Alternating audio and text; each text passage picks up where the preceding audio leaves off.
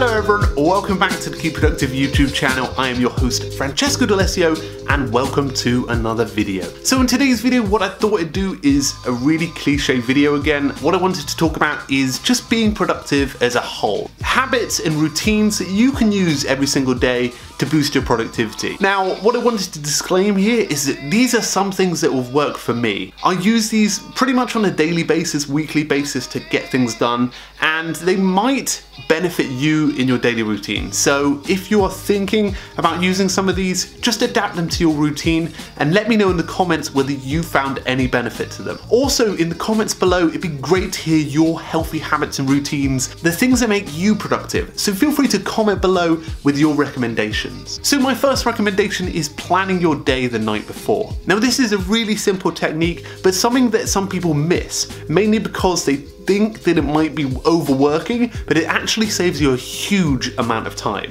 Now whether you're in a full-time job or you're working freelance or you're an entrepreneur or even a student, getting 10 to 20 minutes in your night before or even half an hour when you finish work to plan the next day really does save you time. Now when I say planning, this is just taking your next day of tasks or maybe even 2 days of tasks and just writing them out, making it clear, concise and easy to use so that you know the most important tasks of your day that are coming up. My second tip would be to set up a 6-month goal planner at the very least. Now of course you can't predict the future, you don't know what's going to happen in a couple of weeks time, but when it comes to like planning and getting an idea for some of your plans or visions, and you want to accomplish cool things like you want to start a blog or you want to start a YouTube channel, or maybe you want to accomplish a fitness goal or even like get a house, something financial, whatever it is, a 6-month plan can be a great way to get things going. So what I recommend doing is taking a bit of A3 paper and actually plotting out your month-by-month process to getting to that goal. Now, at the end of 6 months, you can have this clear target, this actionable target of what you want to reach, but those month-by-month breakdowns will help you get started. Now, for me, I've evolved from the 6-month one to like a full 12-month one, and I also have a 5-year one so that I know what I'm aiming for. And even if that changes along the way, you still have some version of it, and you can adapt this as you go on, improve it if you're boosting its speed or decrease it if you're going slower than you thought. My third tip would be meditation. Now, not many people relate meditation to productivity, but it actually has a massive impact on how you react to situations. It can really curb anxiety and stress as you go about your day, and even like a 5 to 10 minute meditation in the morning can set you up for an entire week. It's amazing how much meditation can be beneficial. And for me, meditation has been amazing. One thing that I do in my morning now is do that meditation, and it really does react and fall onto my day, because what happens is when I get tasks or activities, they become a lot easier because I can approach them at a more relaxed angle and also take advantage of being calm and collected with it to complete that action. Okay, so my fourth tip would be drinking lots of water. Now this sounds a little crazy, but actually drinking quite a lot of water can be very beneficial to your whole body and just general health across the day. I drink between like 3 or 4 liters a day. They do say you can drink 8 glasses, but to keep the body refueled and refreshed is a good way, especially if you're including like 30 minutes of exercise.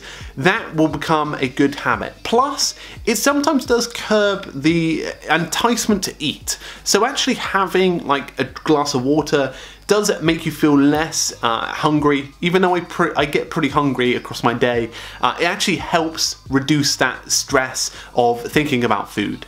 Okay, so my fifth recommendation is to declutter best you can. Now, what I mean by this is not to completely get rid of everything. What I mean by this is actually having a clear workspace and a clear space when you go to bed so that your mind isn't focused on clearing that up or a massive amount of like things being there.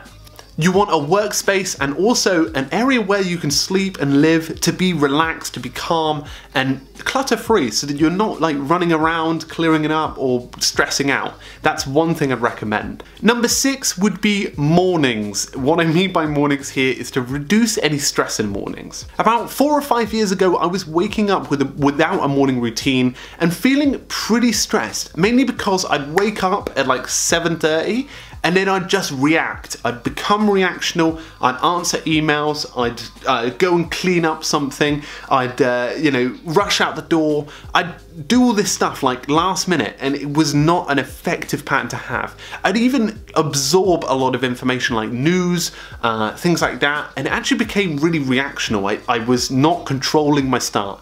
And actually, since I was able to start like planning my morning routine and implementing a controlling process that I go through, I found a lot of benefits, mainly because I just became calmer and was like, oh my god, I don't have to answer emails straight away, I don't have to jump on this, I don't have to jump on that, and it became just more controllable than what it was. And now I wake up and I don't really listen to a great deal of stuff. I don't let news come into like play so that I become reactional. I don't answer email. I tend to wake up half an hour to an hour before anyone else so that I'm not distracted in any way. I can start that process, meditate in relaxation, and then go out and work out if I want to in relaxation.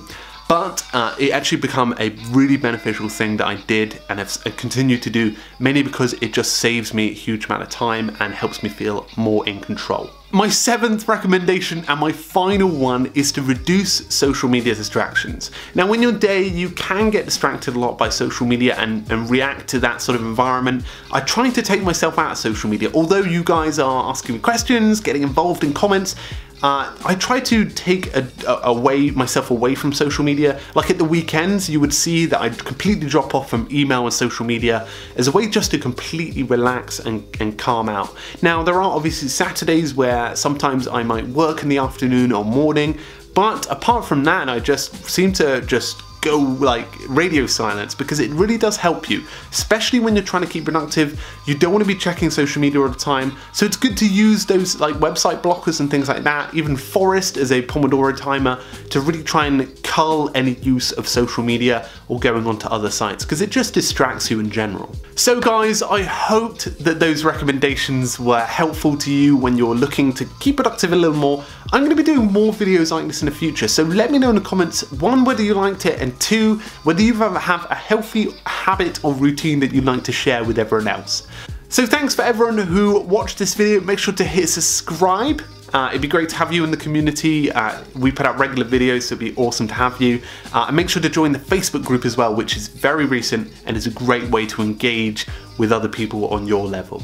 So guys, thank you so much for stopping by. Make sure to have a great day, keep productive, and I'll see you guys very, very soon. Cheers.